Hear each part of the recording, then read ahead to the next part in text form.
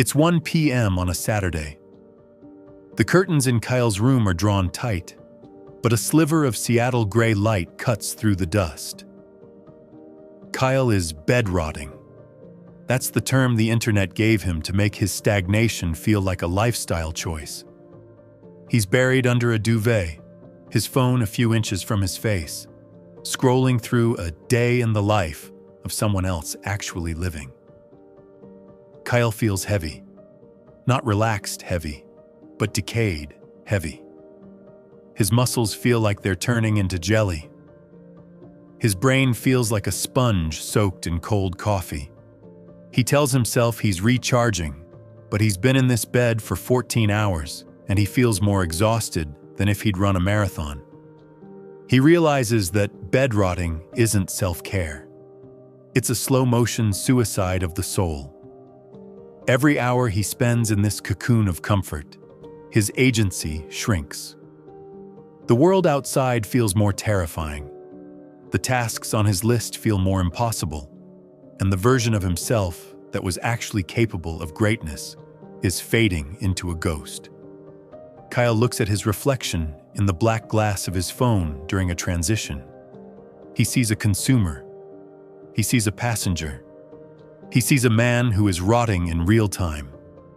In that moment, a primal spark of disgust hits him. He doesn't want to heal anymore. He wants to operate. He decides that the bed is no longer a sanctuary. It's a grave. This is the 1,600-word manual on how to dig yourself out. Kyle begins to look at the mechanics of his paralysis. He realizes that bed rotting is a physiological trap. When he stays horizontal for hours, his lymphatic system stagnates. Unlike the heart, the lymph system has no pump. It relies on muscle movement to clear toxins from the body.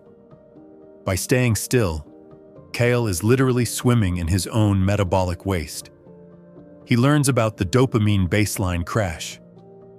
By scrolling in bed, he is hitting his brain with low-effort, high-reward spikes. His brain, trying to maintain balance, triggers a pro-anhedonic response. It shuts down his motivation receptors to protect itself from the flood. This is why the work feels so hard. It's not that the work is difficult. It's that Kyle's motivation hardware is offline. He realizes that his bed rotting is actually dorsal vagal shutdown. His nervous system has perceived the stress of his life, and instead of fighting or fleeing, it has chosen freeze. He is in a state of biological hibernate. He understands now that he cannot think his way out of this. He cannot journal his way out of a physiological shutdown. He has to physicalize his way out. He needs to move his body to tell his brain that the danger is over and the hunt has begun. He is moving from biological stagnation to metabolic momentum. Kyle implements the surgical extraction. He realizes that the transition from the bed to the desk is the highest point of friction. If he can survive the first 60 seconds, he wins the day. The floor reset. He doesn't stand up immediately. He rolls out of bed and lands directly on the floor. The cold, hard contact with the hardwood floor breaks the comfort spell. It's a sensory shock that signals to his nervous system, the cocoon is gone. The water shock. He stumbles to the bathroom and splashes ice-cold water on his face. He uses the mammalian dive reflex to reset his heart rate and trigger a surge of oxygen to his brain. The uniform anchor. He doesn't stay in his pajamas. He puts on work armor, a clean t-shirt, jeans, and shoes, especially shoes. He realizes that you cannot operate in socks. Shoes signal outward movement. He adopts the 5-minute rule. He tells his brain, "We aren't doing the whole project. We are just doing 5 minutes of the hardest task." His brain, sensing a low threat, allows him to start. By 1:15 p.m., Kyle is sitting at his desk. He feels the friction. the physical itch to go back to bed, the mental fog trying to cloud his vision. He ignores it. He realizes that motivation is a byproduct of action, not a prerequisite for it. He starts typing. He starts building. He starts the siege. He discovers that the fog isn't a wall. It's just a mist that disappears once you start moving through it. Kale realizes that his apartment was designed for the rot. Every corner of it was a lure for his lazy self. He performs an environmental audit, the phone lock. He buys a timed kitchen safe. He puts his phone in it and sets the timer for 4 hours. He realizes that his phone is the umbilical cord to the rot. He has to sever it. The bed's sanctity. He adopts a new law. The bed is for sleep and sleep only. No eating in bed. No scrolling in bed. No working in bed.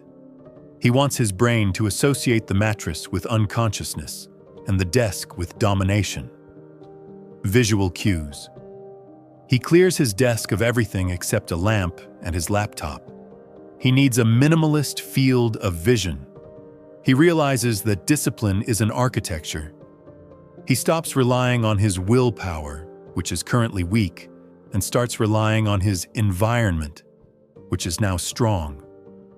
He creates a friction gap between himself and his bad habits. If he wants to rot, he has to go through the effort of unlocking the safe and making the bed. He's made it hard to be soft. He notices his background anxiety is being replaced by a constructive tension. He is no longer rotting. He is aging with intent. He is building the foundation of a man who can handle the weight of the world. 4 weeks pass. Kyle is no longer the man in the duvet. His mental map has changed.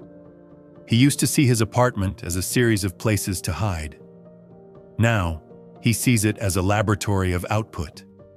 He has finished the project he'd been thinking about for 2 years. He has reclaimed his physical strength. He realizes that self-esteem is the reputation you have with yourself. For years, Kale's reputation with himself was the guy who quits. Now his reputation is the guy who starts. This internal shift is more valuable than any success on the outside. He walks through Seattle with a different gait. He makes eye contact. He is no longer haunting the world. He is shaping it. He looks back at the bed-rotting version of himself. He realizes that rotting was actually a form of arrogance.